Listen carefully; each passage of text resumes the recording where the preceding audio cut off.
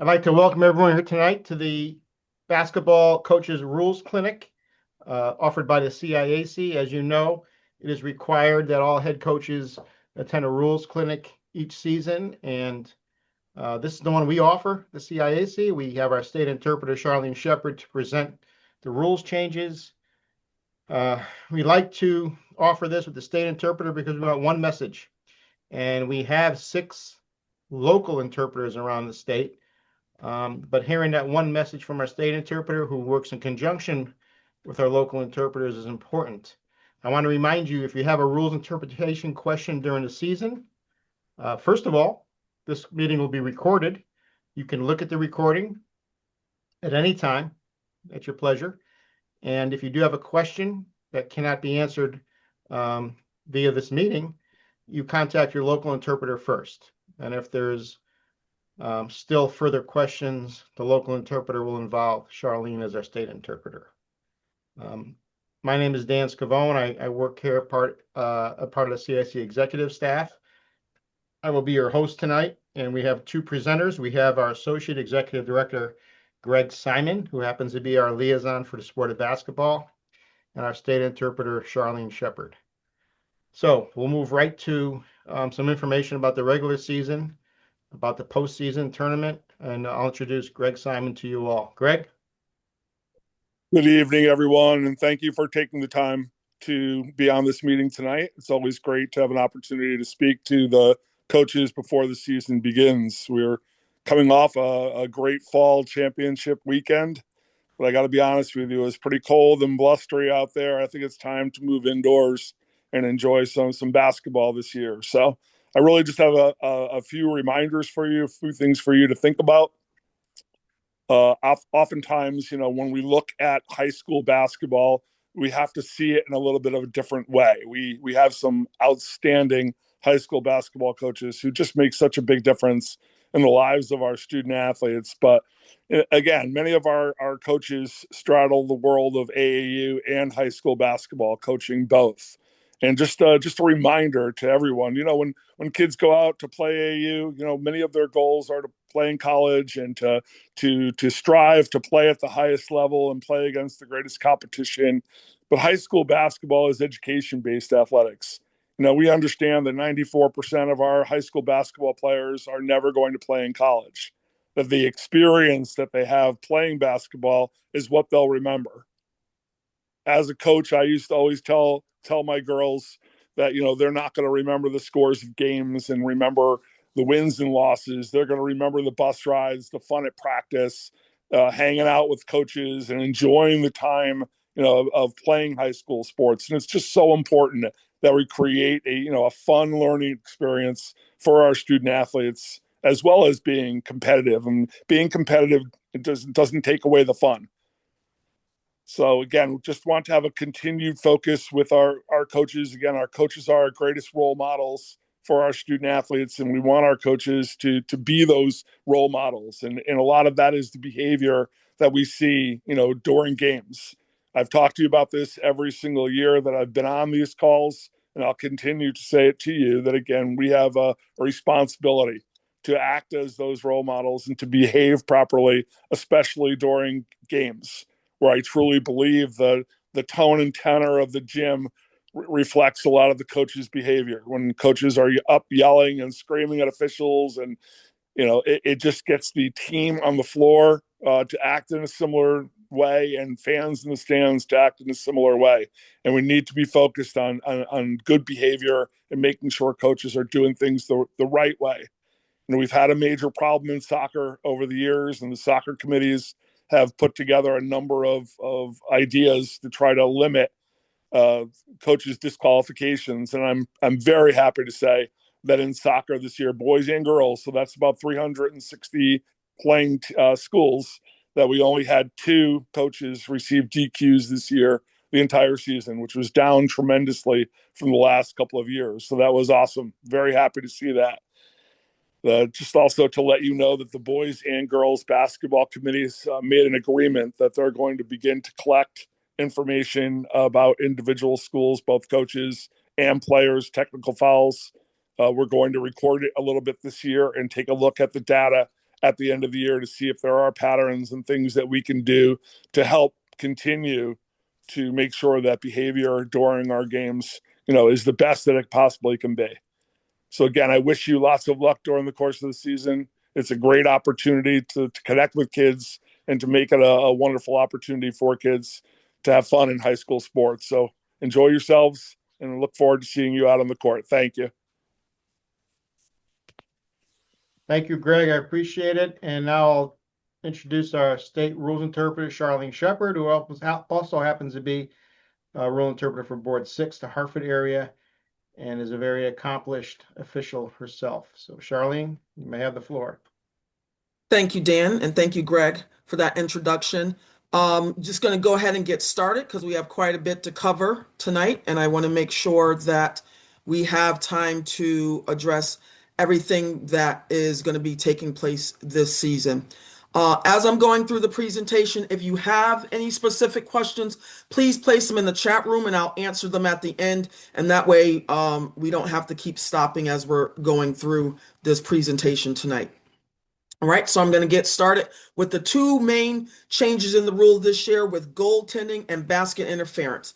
So first and foremost, for goaltending, they've modified the rule that when a defensive player touches the ball during a tap or a try, when the ball's in its downward flight entirely above the basket ring, has a possibility of going in, and it's not touching the basket cylinder, we're going to assess goaltending this year. Okay, so again, I'm emphasizing that this is the defense that we're looking at now. All right. Additionally, when the ball contacts the backboard, it's considered to be on its downward flight, and in such case, it's goaltending when any part of the ball above the ring level is touched by a defensive player, as long as it has a possibility of entering the basket. So again, those are things that the officials have to be paying attention to know what they need to be assessing.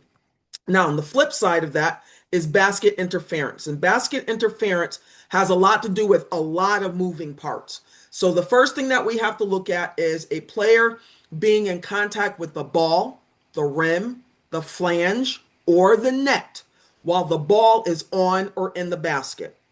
All right, so we're got to be looking to see where the ball is and then where did the player make the contact. Now, the exception to that rule is if a player only touches the net and we don't think that they were touching the net to try to distract or modify the shot, then we're going to leave that alone. Again, that's an official's discretion for that.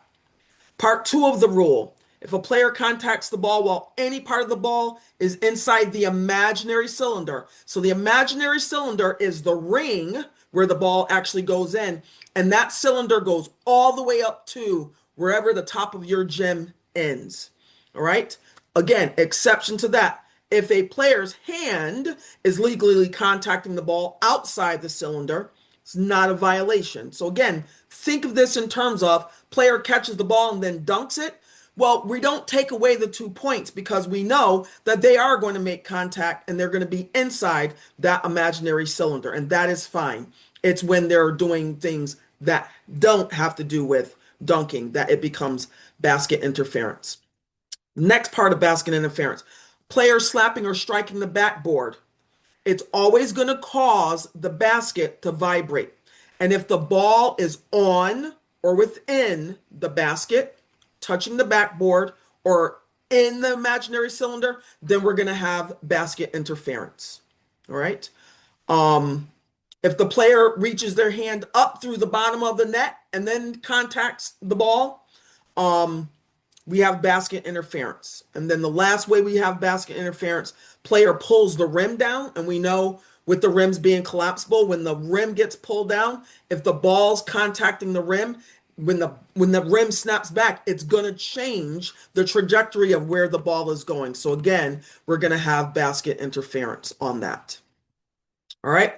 3-point versus a 2-point goal. Now, again, you think this is very simple, but again, there are times we have to go back in the rule book to make sure that we are clarifying what actually is taking place. So in order for a thrown ball to be considered a 3-point try, first, the player has to be trying to throw the ball towards their own basket, And then the ball has to stay above the ring with a chance to go in. Okay, so for example, we have the play, 2:45 in the second quarter. B1 has the ball in their front court. They're behind the three-point arc. B5 makes a backdoor cut. B1 lobs the ball to B5 for a potential alley-oop. However, instead of B5 being able to grab the ball and slam it, the ball actually goes into the basket. Well, we're counting that as a three-point goal. We know that B1 was trying to throw the ball to B5, but the fact of the matter is they were behind the three-point arc. The ball was above the ring, and it had a chance to go in, which it actually did. So we're going to score that as a three-point goal. When there is no possibility of the ball entering the basket and a deflection causes the try to be successful, then we're going to score it as a two-pointer. So A1's making a pass to A2, and instead of A2 catching the ball, they stick their hand out, the ball deflects off their hand and goes into the basket. Then we're just going to count that as a two-point basket. Okay? So again, even if they throw the ball hits off their head and goes in, hits off their shoulder and goes in. We're counting that and we're scoring that as a two-point goal. All right? So that's the difference between a three-point try and a two-point try. All right?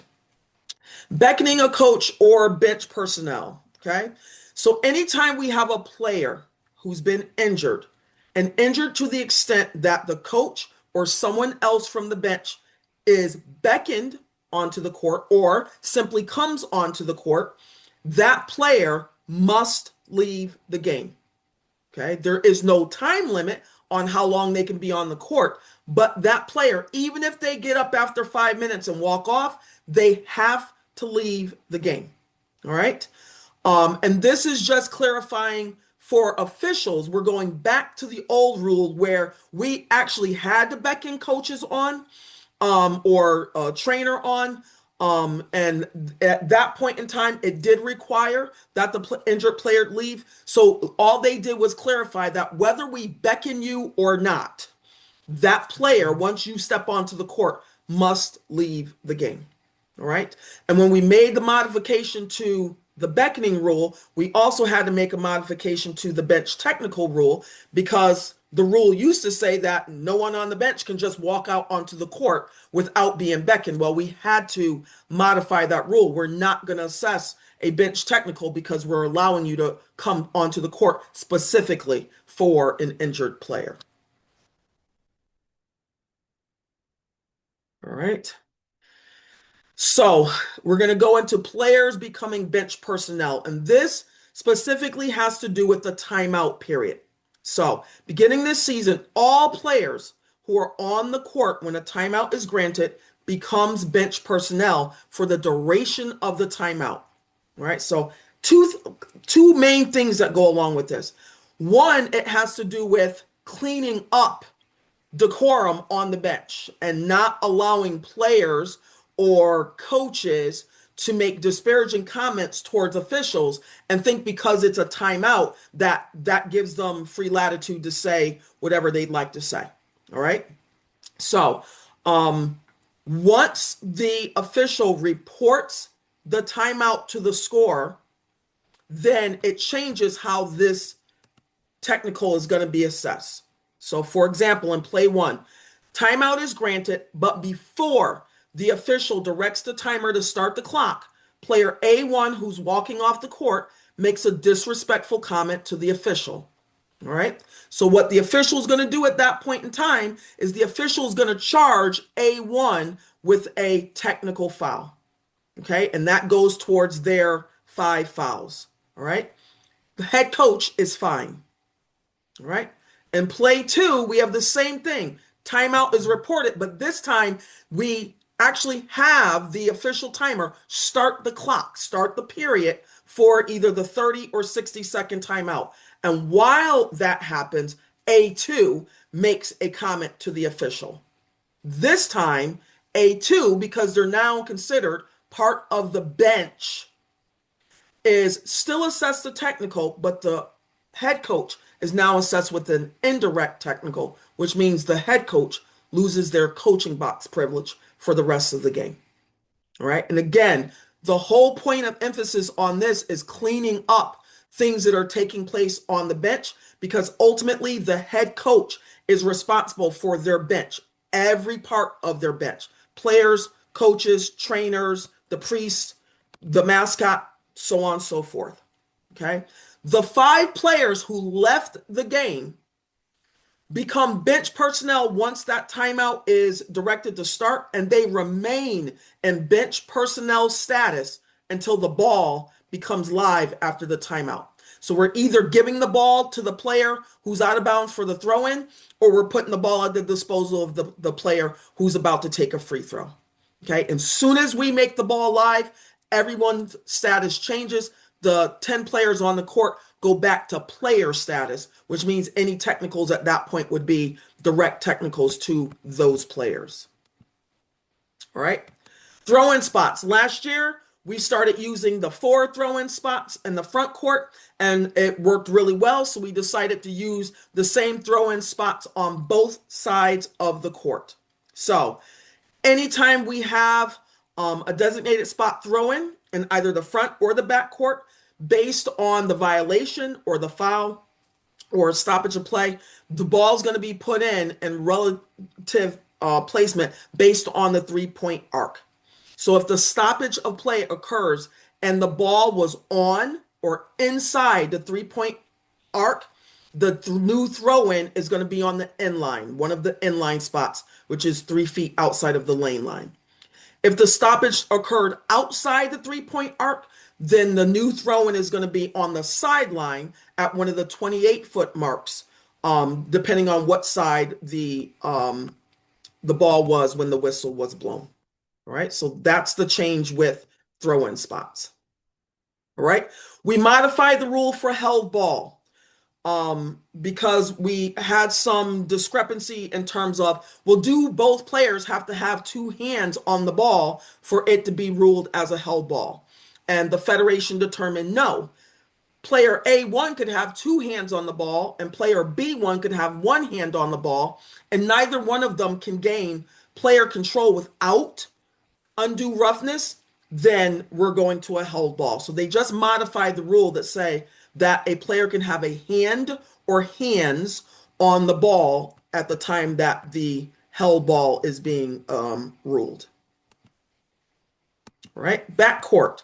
So think back to the throw-in spots that I just talked about. So think of this situation. A1 has the ball in their front court.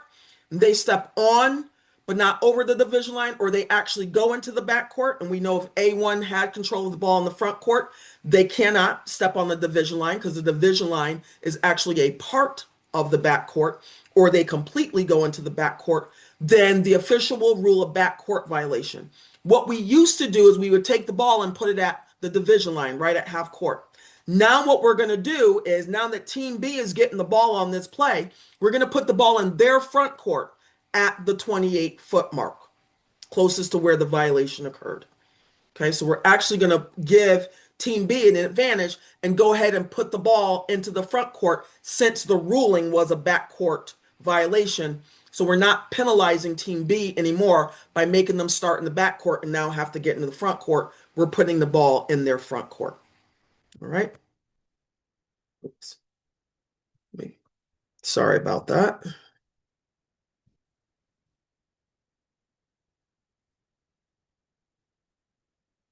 All right, so that was just backcourt. So we're going to talk about contact on the ball handler. So over the last couple of years, there's been a point of emphasis on hand checking. They've also asked us to look at a lot of the illegal contact that's also taking place on the ball handler dribbler. Okay. What they've looked at and noticed over time is that even though players are taking their hands off the ball handler, they are still using their hips and their torsos and all other parts of their bodies to displace, redirect, impede the movement of the ball handler's dribbler, which means they're impacting their freedom of movement. Okay. And so our task as officials is to pay attention to this illegal contact. In fact, I could probably show you 800 videos of plays in which officials blow the whistle and players look at us with both their hands up in the air as if to say, well, I'm not hand checking, what's the problem? And they don't think we're paying attention to all the other illegal contact that's taken place from their belly button down. Okay. We're also asking our officials to pay attention to us, especially towards the end of the game. All right. And also pay attention to the fact that not all fouls committed at the end of the game are intentional fouls. Okay. And so what we have to do as officials is pay attention to the act itself. And we know that sometimes at the end of the game, when coaches are trying to stop the clock or put a certain player on the free throw line, you're yelling out such things as foul or red or whatever your code name is for fouls. That doesn't automatically mean that just because you called for a foul, that our ruling as an official has to be an intentional foul.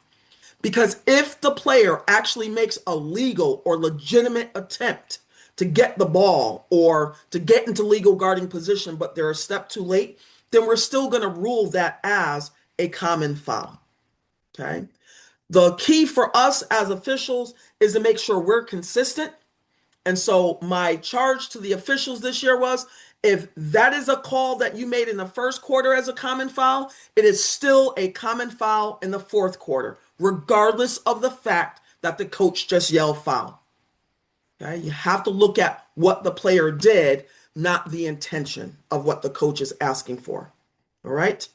And we also have to pay attention to and be aware of the fact that we know there's some strategic attempt. One coach is trying to get the clock to stop while the other coach is trying to keep the clock running because that works into their favor. Again, it's not changing what we're calling or ruling as officials, but is getting us to be aware of the type of contact that is happening. Now, we do know that anytime there is excessive contact or a player does something that removes an opponent's obvious advantage. So the coach yells foul and the player reaches out and grabs the player's jersey. That would be considered an obvious advantage that they're trying to prevent. Now we're going to intentional foul. That's not a legal play on the player or the ball. All right. So what we're hoping as officials is that you as coaches teach your players how to foul properly at the end of the game so that you're not getting upset with the officials when they actually rule contact to be excessive or as a common foul, as I said, and now the other coach wants it to be an intentional. All right. So for example, here we are late in the fourth quarter. Team A is up by 3. Team B wishes the foul and stop the clock. B1 from behind puts 2 hands on player on team A, or they place and keep 1 hand on them, or they weren't even able to get their hands to the backup dribbler A1. So how are we ruling in this situation? Well, in the first 2 scenarios, A and B, even though B1 was unable to reach for the ball, they are doing the very things that are in the hand checking rule. They put 2 hands on, that's an automatic foul. They put 1 hand on and keep it on, that's an automatic foul. That's still considered a common foul. Now, in the last scenario, because they weren't even able to get their hand on or they barely grazed the player, we're going to rule that as incidental contact. We're not even blowing the whistle. We're allowing the player A1 to keep on with the ball. So again, the officials have to be mindful of what's going on, but the coaches, we want you to also be mindful of if your players are doing certain things, whether or not the ruling is going to be either a common foul, an intentional foul, or not ruled as a foul at all, and we simply go with incidental contact. Okay, which leaves us to unsporting technicals. Now, I'm not going to go through this entire list, but again, there are certain things that happen in a game that you don't get a warning for it. Okay, it automatically becomes a technical foul based on unsporting behavior. Okay, so again, more often than not, most officials try to talk coaches or players through things. So even sometimes when players say stuff to us like, ref, that was a bad call. Again, the rule tells me I can rule that as an unsporting technical. Okay. But do I want to have an impact or an influence in the game at that point in time? Again, regardless of the score or time, that might be an opportunity for me to talk to that player off on the side. Hey, young lady, I don't like your language right now. Or I may go to a coach and say, Coach, you might want to have a conversation with number 12 because the next time that they say something, it is going to be an unsporting technical. And so again, we're putting the onus back on head coaches to maintain and direct and manage your players so that they don't do things that are going to impact the outcome of the game. And then coaches are upset with officials for actually following the rules. Okay. And I can't tell you how many times I get emails with all kinds of video clips. And the question is, should that ref have called a technical? Well, first of all, I'm never going to question their judgment because I'm not there. Okay. But if I read the report and the report says that a player or a coach said some magic words and some of them end with uck, then yes, there's nothing to be discussed at this point in time. You earned it. All right. So again, being mindful of behavior on the bench and your players on the court. Head coaches, you are responsible for that. Okay, so going back to end of the game, again, we want our officials to be mindful of the fact that players may be making a legitimate attempt on the ball or to defend the opponent. All right, so again, we got another play, 117 in the fourth quarter. Team B directs their team to foul to stop the clock. B3 immediately places and keeps a hand on the back of the dribbler as they are advancing the ball up. The ruling there is a common foul. That's a hand check. Okay, so again, if team A is in the bonus, then A4 will get the 2 free throws. Otherwise, we're going to have a throw in from one of the backcourt spots closest to where that foul was assessed. Okay, so again, things for all parties involved to be mindful of. Okay, so again, as I said, we know that as coaches, you're going to direct your players to foul. Okay, and we want to base our rulings on the action of the player, not on the words. Okay. That brings us to bench decorum and communication. And bench decorum this year from the Federation, again, remains a point of emphasis simply because we are having a lot of technicals issued towards the bench. And the bench is players that are not in the game, assistant coaches, trainers, the mascot, whoever else. All right. So anybody that is on the bench is still required to uphold the same rules of sportsmanship that the players who are actively playing on the court are being held to. Okay. We want our officials to be proactive. Okay. So if you know that coach in the second quarter starting to get too animated, as Greg just said, their words are inflaming their players, inflaming the fans, then it is our responsibility as officials to issue a warning and give the coach an opportunity to calm themselves down. Okay. But again, as I explained to the officials, if the coach crosses a line, they don't get a warning for being racially insensitive, making gender-based comments, telling you things like you should go back to training because you don't know what you're doing. We're not giving you warnings for that. That's an automatic technical. So again, you don't have to like the ruling or a non-ruling, but you can't cross the line of being unprofessional. Okay, so again, we're asking officials to address behavior early on so that in the fourth quarter, when the game is now close and everybody's tensions are high, we don't have to worry about resorting to a technical that we could have addressed earlier in the game. Okay. Now, in part of that, in my training with officials, I always tell officials that if a coach asks you a reasonable, rules-based question, you need to acknowledge that. And acknowledgement does not always mean that as officials, we have time to talk. Because sometimes the other team has the ball, and now coach wants to talk. And for me to engage with a coach, it means two things. I have to stop paying attention to the play, and I got to take the whistle out of my mouth. And that's not fair.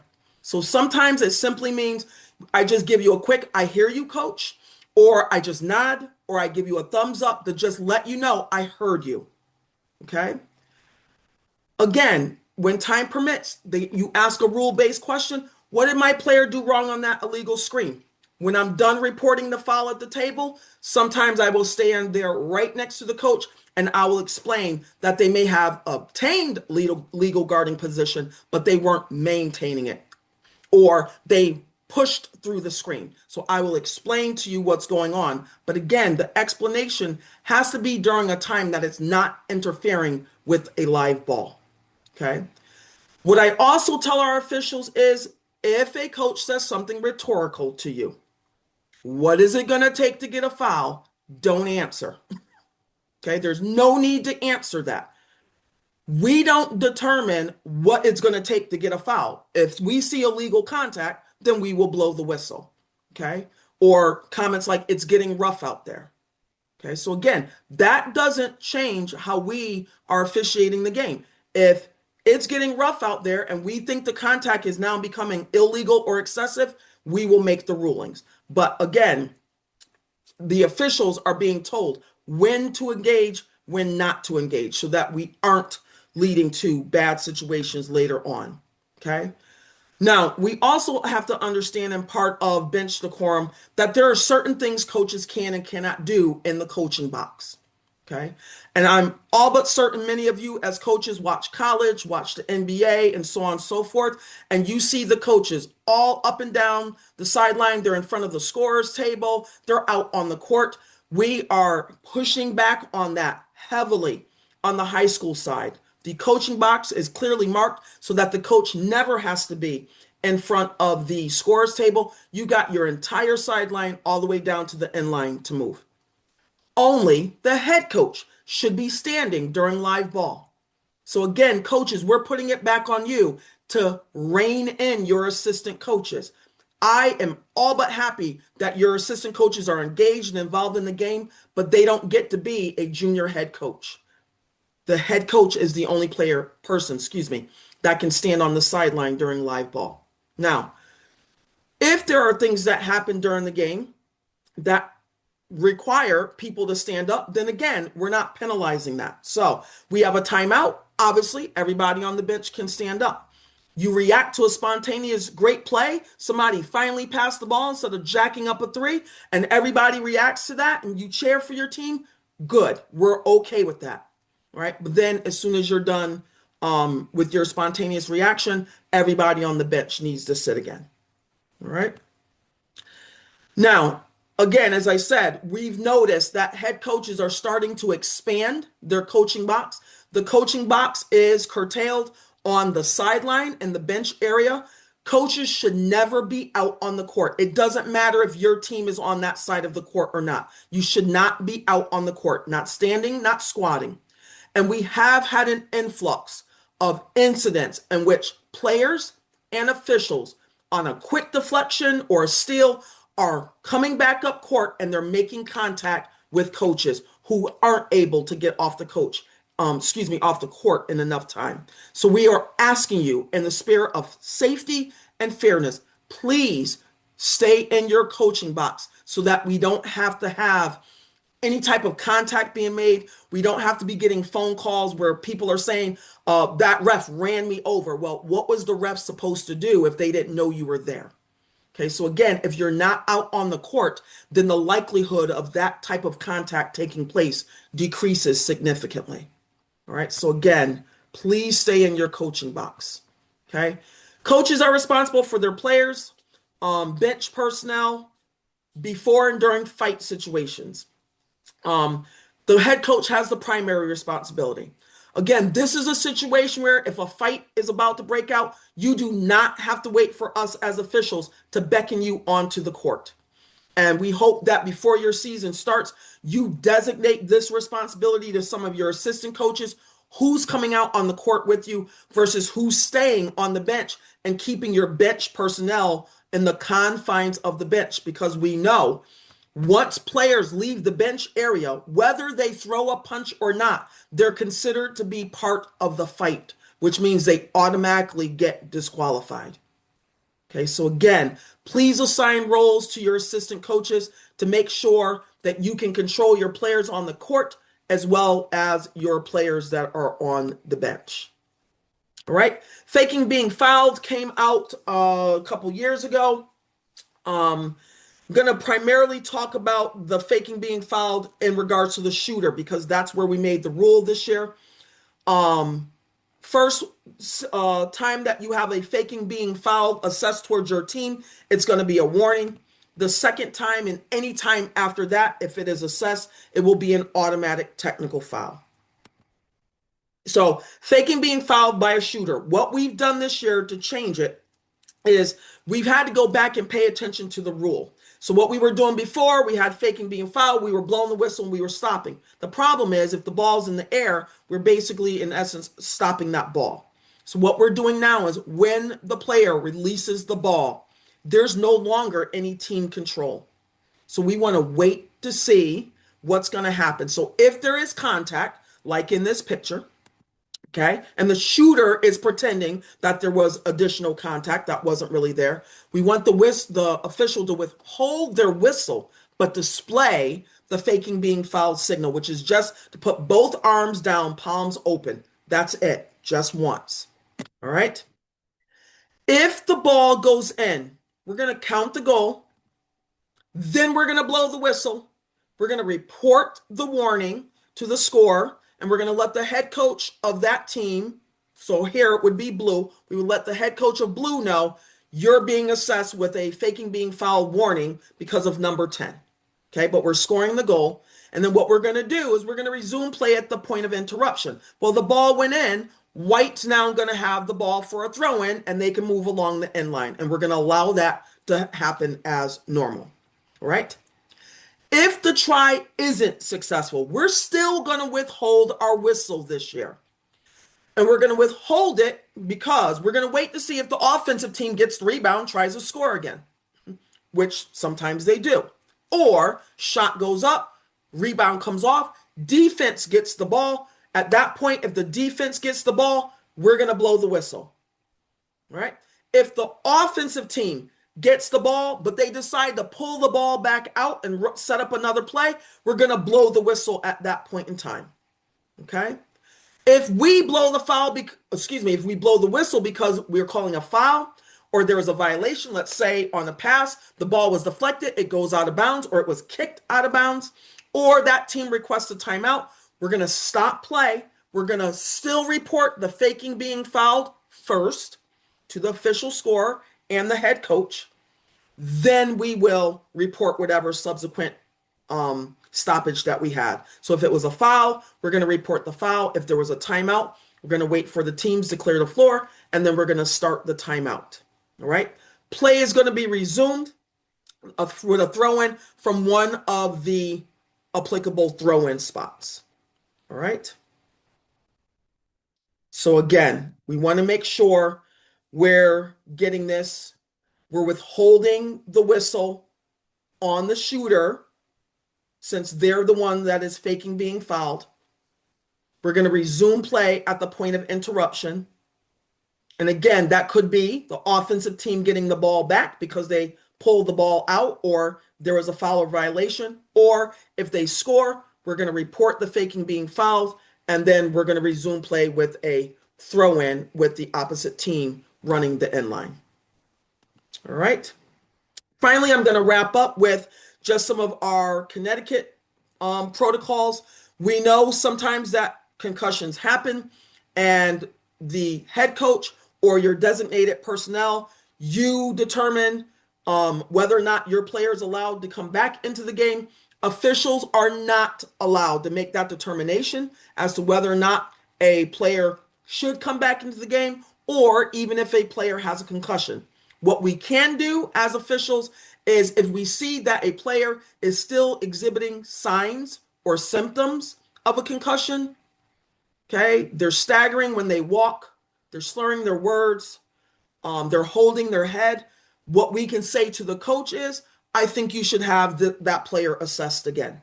Okay, but no official should be saying 12 White has a concussion because we don't know that. All right, so again, we can continue to stop the game every time 12 White is put back in the game if 12 White continues to show signs or symptoms of a concussion. All right. We know the closely guarded rule was changed. So when a player is dribbling and they are closely guarded, there's no count. but we still have a visible count on situations where the player is holding the ball. Again, keeping in mind the shot clock is still running. All right. Our Connecticut adopted mechanics, as I said before, by rule here in Connecticut, coaching box must be marked.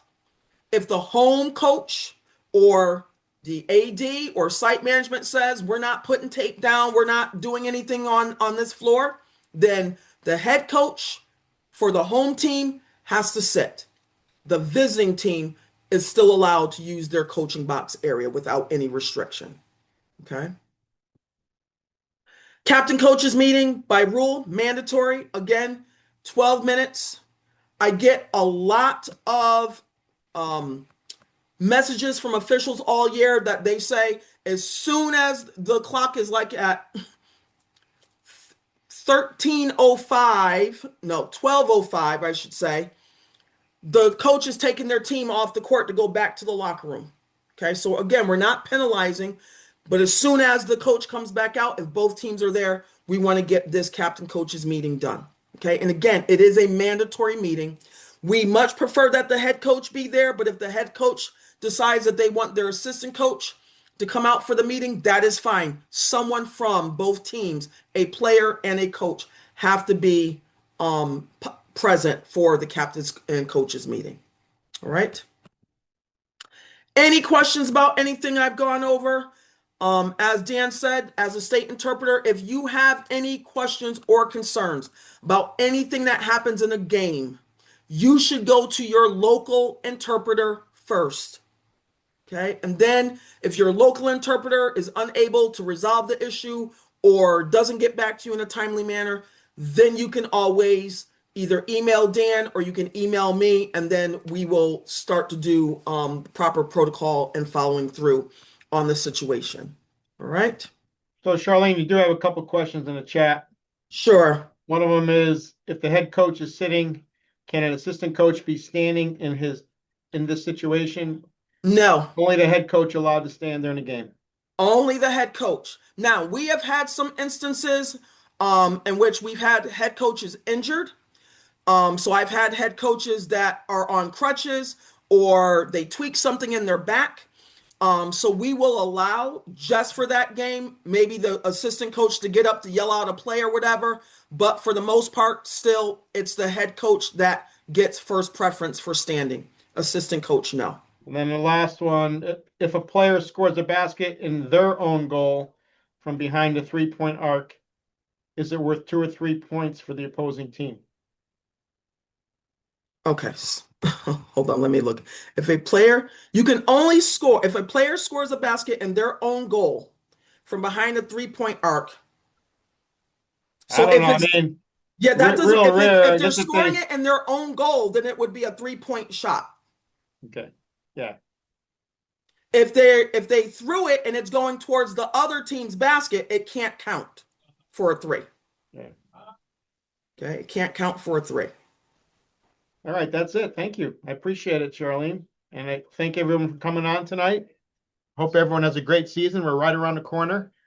And again, thank you for your time. This was recorded, so it'll be on our website on the basketball pages of boys and girls main page in a couple days. All right. Thank you all and have a great season.